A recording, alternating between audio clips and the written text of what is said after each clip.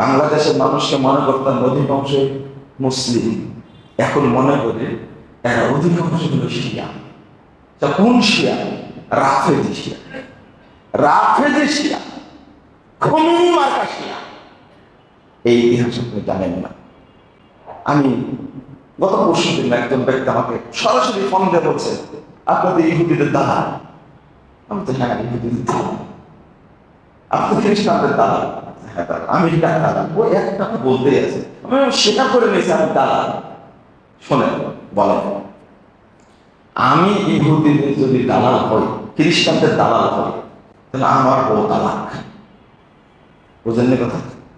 আমি যদি ইহুদি দালাল হয়, খ্রিস্টানদের দালাল, আমার বউ তালাক। আপনি বলেন তো যে মুজাফফর যদি ইহুদি দালাল না হয়, তাহলে আমার বউ তালাক। এটা বলবো কেন? আমি তো বলে দিচ্ছি, আপনার সংস্থাকে বলেন। বোঝেন, আপনারা বোঝেন না বলে দেন না। আপনি কেন? এখানে কেউ জন্ম নেয়নি বাংলাদেশে, এই সত্যটা আমার কাছে আসে। অনেকদিন থেকে বলছি, ফেসবুকে স্ট্যাটাস দাও, সবই তো দাও, বাথরুমে গিয়েও তো লাইক করো, তো এটাতে বলে দাও না যে মুজাফফর যদি ইহুদির দালাল না হয়, ইসরায়েলের দালাল না হয়, আমার বউ তালাক। এই শর্তে দেওয়া আসছে না, বুঝছেন? কেউ এই শর্তটা গ্রহণ করে। আমি বললাম যে আপনার মাকে যদি আমি বলি, আপনার মা তো বেশ্যা, আপনি কি বলবেন আমাকে? তো ও নিজে বলতো, আমাকে আমার মাকে বেশ্যা বলবেন কেন? এত জ্বলে গেলে তাড়াতাড়ি। আপনার মা বলে, আপনার মা কি সারা পৃথিবীর মানুষের মা? যে না। আপনি ভাই বলেন যে হ্যাঁ। আপনার মা কি সাহাবী? না। নবী বউ? না। আমি যে মায়ের কথা বলছি তিনি হলেন মা আয়েশা রাদিয়াল্লাহু আনহা। পৃথিবীর শ্রেষ্ঠ মহিলা 5 জনের একজন শ্রেষ্ঠ মহিলা। তিনি হলেন সমস্ত মুমিনের মা। সেই মুমিনের মাকে যে বেশ্যা বলে, সেই মাকে যে বেশ্যা বলে, আমি সহ্য করতে পারি। আপনার গায়ে ইহুদি খ্রিস্টানদের রক্ত আছে বলে সহ্য করতে পারেন, আমার গায়ে মুসলিমের রক্ত আছে, আমি সহ্য করতে পারি। আপনি সহ্য করবেন? এই ইবলিস, এই খবিস, আপনি বলছেন আয়াতুল্লাহ, ও আয়াত শয়তান। লেখছে 4 নম্বর খণ্ডের, আমার কাছে বই আছে, 4 নম্বর খণ্ডের 357 পৃষ্ঠা বলছে, আয়েশা ওয়া তালহা ওয়া যুবাইর ওয়া মুয়াবিয়া ওয়া আশবাহুহুম কানু আখতাসা মিনাল ইলা ওয়াল খানাসির। আয়েশা, তালহা, যুবাইর, মুয়াবিয়া সব তাদের মতো যারা সাহাবী, তারা কুকুর এবং শুয়োরের চেয়েও বড় অপবিত্র। যার জানাজা পড়েন সরকার, এই খবিসের জানাজা পড়ে না, ওরাই পড়ে লিখে রেখেছে। আপনার এত দরদ হলো কেন? বুঝলেন? আগে জানেন, আমি মনে করি আপনি জানেন না। আল্লাহ আপনাকে জানার তৌফিক দান করুন, আল্লাহ আপনাকে দেন। কিন্তু আমি জেনে বলছি, তাদের বই থেকে বলছি, শিয়াদের সবচেয়ে গ্রহণযোগ্য শ্রেষ্ঠ হাদিস গ্রন্থ আল কাফি। এই কাফি বইয়ের মধ্যে হাদিস গ্রন্থের শ্রেষ্ঠ। আমাদের হাদিস গ্রন্থ কোনটা শ্রেষ্ঠ বলেন? সহিহ বুখারী। আর তাদের শ্রেষ্ঠ হাদিস গ্রন্থ আল কাফি, এর মধ্যে কয় জায়গায় লিখে রাখছে আবু বকর সম্পর্কে, হুমা কাফিরান, এরা দুইজনই কাফির। ওয়া কাফিরুন মান আহাব্বাহুমা, এই দুইজনকে যারা ভালোবাসে তারাও কাফির। আমরা ভালোবাসি না? আবু বকর ওয়া উমর হুমা আল কাফিরান, আবু বকর এবং উমর দুইজনই কাফের।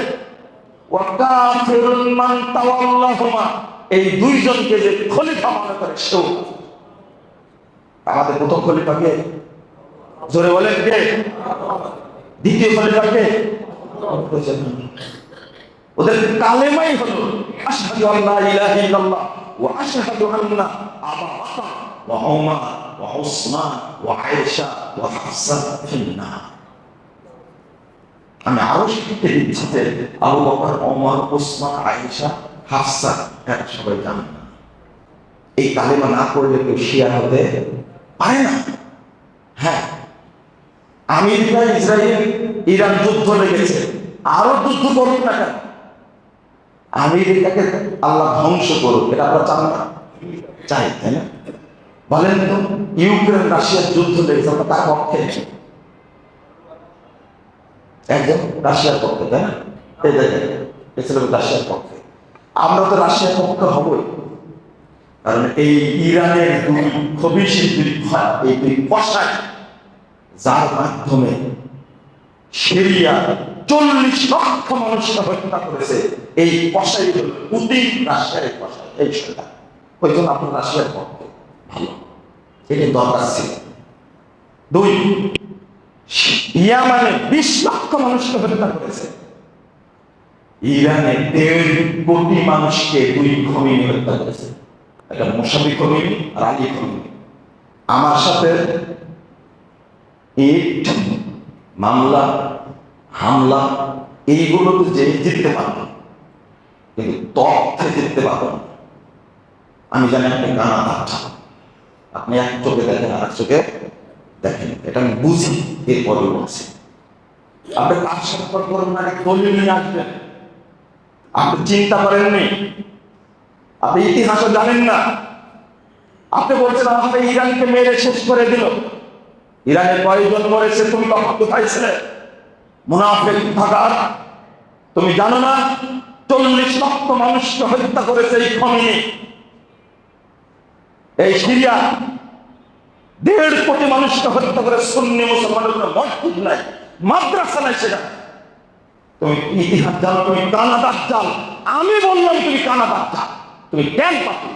আমি আপনার কাছে হিসাব করবো, কানা দাজ্জাল বলেছি। আমাকে খ্রিস্টানের দালাল বলো, ইহুদিদের দালাল বলো, তুমি যে কার দালাল এটা স্পষ্ট। ভালো, চমৎকার একটা ব্যাপার। বন্ধুরা আমার, খেয়াল করেন একটু, এই তেহরানে ইহুদিদের গির্জা আছে 50টা, 59টা গির্জা আছে খ্রিস্টানদের, ওখানে সুন্নিদের একটা মসজিদ। আবু লুলুর মাজার কোথায় আছে? ইরানে। এটা বক্তারা বলে না, আহলে আলেমরা বলে না, আমি বলছি বলুন, শুরু করুন। বাংলাদেশের এই খাটাস মুসলিমদেরকে রাফেজি আকীদা থেকে বাঁচানোর চেষ্টা করে, মেসেজ পৌঁছা দেন। আল্লাহ যাকে হেদায়েত দিবে, আমরা হেদায়েতের মালিক না, আমরা তথ্য পৌঁছা দেব, কিন্তু গালির ভয়ে ওই ভিউ কমে যাবে, সমর্থক কমে যাবে, এই জন্য কেউ মুখ খুলতে চায় না। বলে দিন, আবু লুলু হত্যা করেছিল অর্ধ জাহানের খলিফা, প্রতাপশালী খলিফা ওমর রাদিয়াল্লাহু আনহু হত্যা করেছে, যার কারণে খমেনি বিশাল মাজার তৈরি করেছে, উপরে লিখে দিয়েছে এই আবু লুলু এখন জান্নাতে আছে। নাউযুবিল্লাহ, আস্তাগফিরুল্লাহ। আপনি একটু ভাবলেন না? আফগানিস্তানে এটা বলে দিতে হবে।